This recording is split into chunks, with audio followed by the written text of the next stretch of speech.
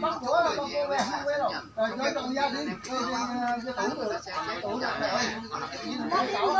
Con đi được chưa? Đi thôi. Bây giờ mình làm như vậy, mình tự nhiên anh em đang thương mình bây giờ tự nhiên Không bao giờ thích được đâu. Con cam chưa? Nói mày đi. Lông tao lông Người dân tôi nói này, bây giờ tôi khác thì tôi làm việc với thằng này. Tôi làm việc đâu? Ông vơ vẩn của mẹ đi. đúng rồi, pháp luật đây phải xử lý.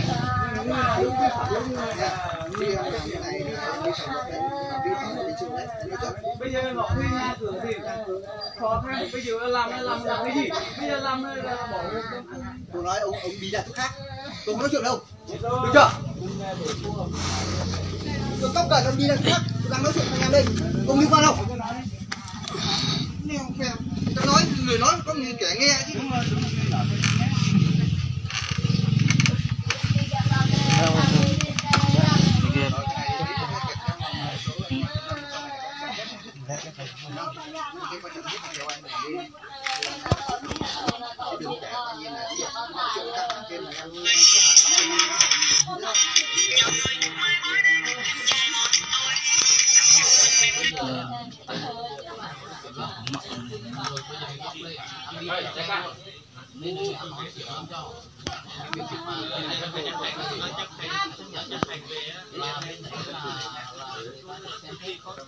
Đây này, ví dụ đây là một tình tiết giảm nhẹ này.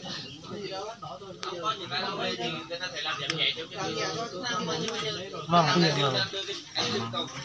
video của em quay em chạy xe như kia không phải cái xe kia không phải theo